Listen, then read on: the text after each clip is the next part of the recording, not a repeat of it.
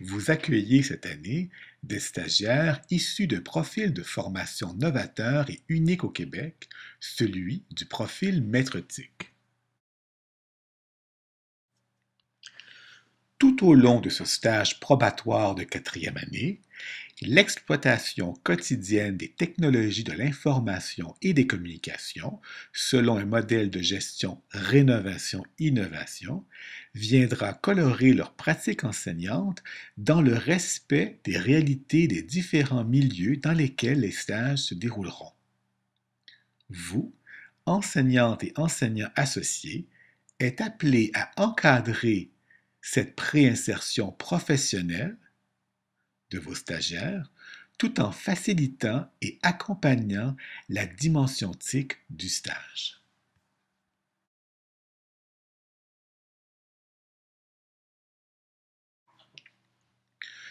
L'Université de Montréal offre ce profil depuis septembre 2004 aux étudiants inscrits au baccalauréat en éducation préscolaire et enseignement primaire. Les étudiants qui choisissent ce profil bénéficient d'un encadrement de 4 ans vers le développement d'une expertise pédagogique liée à l'intégration au quotidien des technologies de l'information et de la communication, TIC, dans leur enseignement. La formation échelonnée sur 8 trimestres permet aux étudiants de prendre le temps de s'approprier l'éthique et surtout de leur reconnaître une valeur pédagogique. Les ressources technologiques sont perçues comme des soutiens à la réalisation d'intentions pédagogiques réfléchies et non comme de simples agents motivateurs type gadget techno.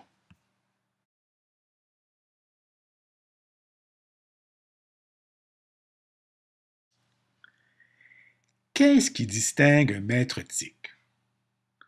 En fait, il est l'enseignant de demain, aujourd'hui. Cette personne enseignante a une vision globale de sa tâche et mise sur le long terme. Elle comprend qu'elle est là pour faciliter l'apprentissage dans un climat convivial et non l'inverse. Elle fait une relecture du programme, des différents outils pédagogiques tels manuels et guides du maître avec un regard TIC. Elle s'inspire des suggestions du programme de formation de l'École québécoise pour l'utilisation des technologies de l'information et de la communication au service de l'apprentissage, ainsi que du document numérique Une classe branchée à l'horizon. Elle situe ses interventions en lien avec la compétence transversale d'ordre méthodologique exploiter les technologies de l'information et de la communication selon les composantes, les critères d'évaluation et l'évolution de la compétence énoncée.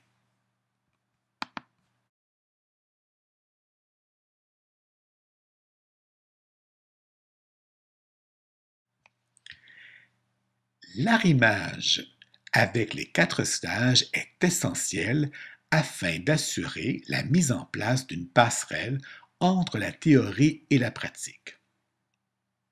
Pour cette raison, chaque année de formation TIC est complémentaire au stage qui lui est associé. L'an 1, stage d'initiation, on y fait un survol du potentiel TIC en enseignement. L'an 2, le stage au préscolaire, on fait une appropriation des TIC à la maternelle et au premier cycle du primaire. L'an 3, stage d'intégration, on assure l'application des TIC au quotidien selon le modèle d'intégration, rénovation, innovation. Finalement, l'an 4, le stage de préinsertion professionnelle, on met la gestion de l'intégration des TIC à l'avant-plan.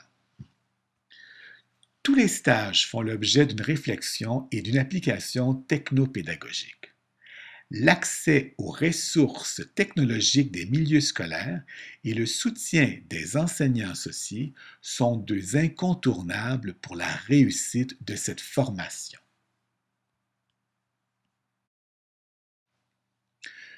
Je vous invite à relire le texte relié à la compétence 8, soit intégrer les technologies de l'information et des communications aux fins de préparation et de pilotage d'activités d'enseignement-apprentissage, de gestion de l'enseignement et de développement professionnel du document Les compétences professionnelles du ministère de l'Éducation du Québec 2001.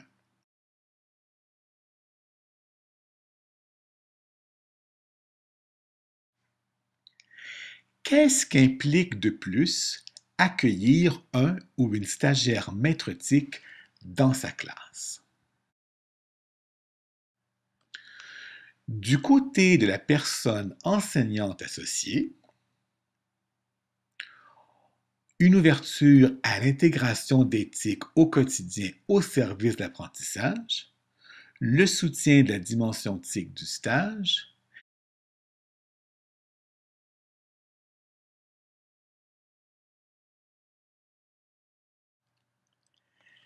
la personne maître TIC considère l'éthique comme outil pouvant participer à la mise en place d'une pédagogie efficace. Deux axes d'entrée possibles. L'activité traditionnelle renouvelée et l'activité novatrice. Référons-nous au tableau Rénovation-Innovation pour bien saisir le concept.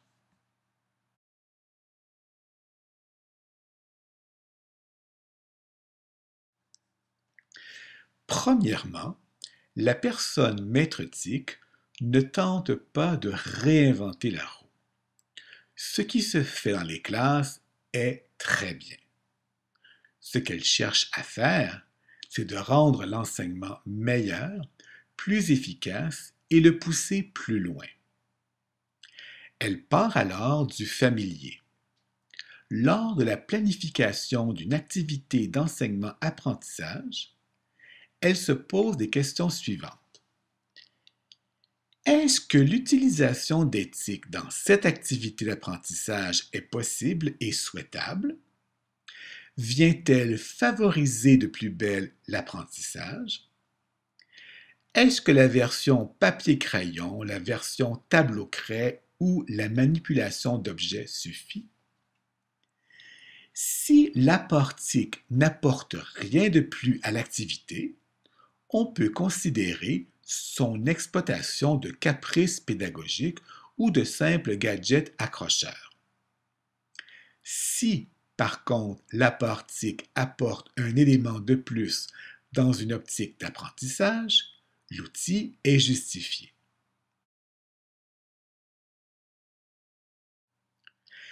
La démarche est donc simple.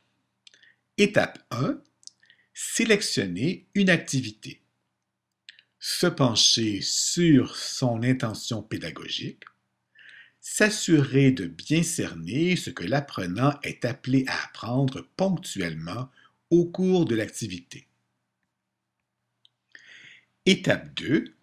Analyser l'utilisation possible d'éthique à titre de soutien à cette intention pédagogique. Étape 3. Modifier l'activité en y incorporant la composante TIC. Et finalement, étape 4. Justifier l'apport TIC. S'assurer que la technologie utilisée facilite l'apprentissage ciblé et permet même de pousser un peu plus loin l'apprentissage.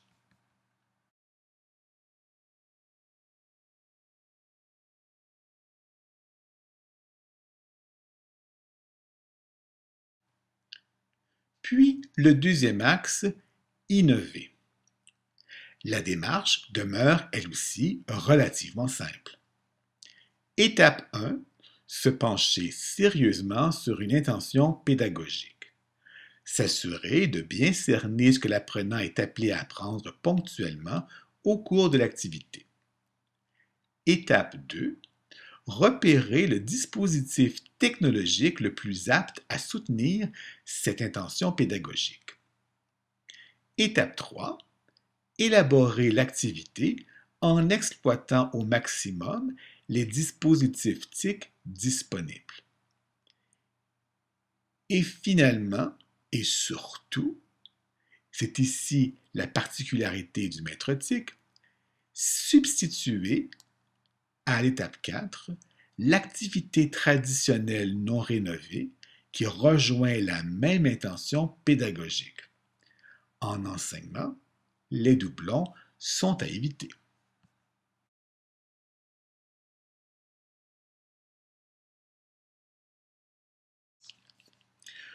Ultimement, une combinaison équilibrée entre l'activité traditionnelle renouvelée et l'activité novatrice offre une formule gagnante quant à l'intégration d'éthique au quotidien.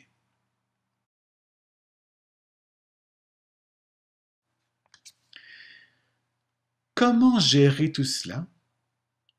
Vos stagiaires ont complété un plan de gestion d'éthique au service de l'apprentissage relié à vos classes.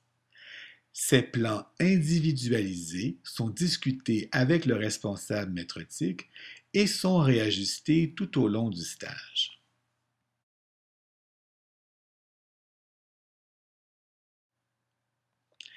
Les éléments suivants sont tous considérés lors de l'élaboration du plan. La réalité du milieu de stage, le soutien de l'enseignant, les défis que se propose la personne stagiaire, des expériences antérieures à revivre, des expériences envisagées, l'approche à privilégier, les disciplines à privilégier.